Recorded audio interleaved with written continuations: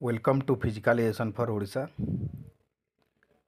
आज आम जुडो विषय रे किछिटा इम्पोर्टेंट नोट्स देखा जोटा आसुवा एग्जाम पे निश्चित भाव काम देव।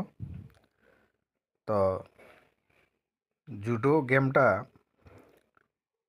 जिगारो कानो इन्वेंट करते से जापान रो एवं यह 1882 मसीह इन्वेंट होता। तो फादर ऑफ जुडो जिगारो कानो को मध्य कह जाए। से जापान रो मन रखिए 1882 रे जिगारो कानो इन्वेंट करते जुडो को।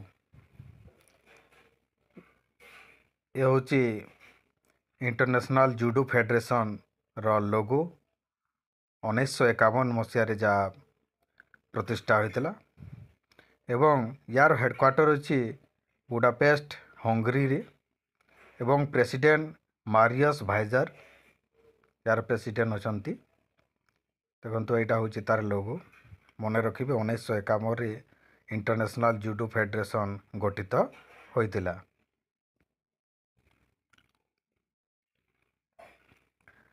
जुडो फेडरेशन ऑफ इंडिया 1965 मसीह जुडो फेडरेशन ऑफ इंडिया स्थापित होता जार हेडक्वार्टर अच्छी न्यू दिल्ली रे। प्रेसिडेंट प्रताप सिंह बाजवा मन रखिए 1965 जुडो फेडरेशन ऑफ इंडिया प्रतिष्ठा होता एवं यह 1964 पुरुष मानकर जो जुडोटा ओलंपिक रे स्थानित होता एवं वोमेन्स मानकर बा महिला मानकर 1992 ओलंपिक रे स्थानित होता। ये हूँ जुडोर तार प्लेइंग सरफेस जोटा मैट जुडो मैट पड़ी थाए 16x16 बा 14x14 जोटा प्रायतः 16x16 को मना जाए माने जुडोर जो लेंथ विड्थ स्क्वायर रही है स्क्वायर टाइप रो एवं एटा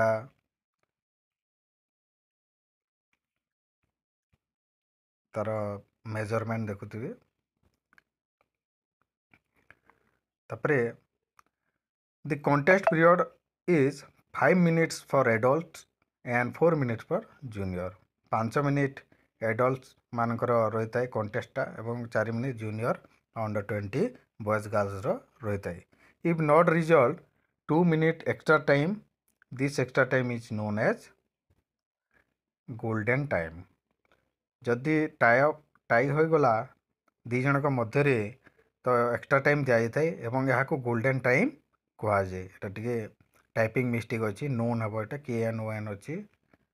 तो जुडो रिलेटेड किसी केतोटी वार्ड अच्छी जोटा बहुत इम्पोर्टेंट एटा क्वेश्चन आसी थाए एग्जाम गुड़िक। डोजो जोटा कि प्लेइंग हॉल को डोजो कह जाए। जोडोगी जोटा कि जुडो रो यूनिफॉर्म जो पिंधती ताकू जोडोगी कह जाए। हाजमी starting word of referee referee हाजमी कोई स्टार्ट करती एवं तातामी होची जुडोर मैट को जो पड़ी था तले ताकू तातामी बोली कह जाए।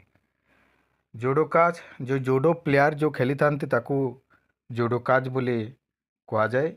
इपन गोटे पॉइंट एक पॉइंट जो हुए ताकू इपन बोली कह जाए। तो ये जुडो रिलेटेड केतोटी इम्पोर्टेंट नोट्स मते जा लगुच एटा आगामी एग्जाम पे निश्चित भाव में काम देव एवं या नोट कर दिंतु खातारे। Thank you.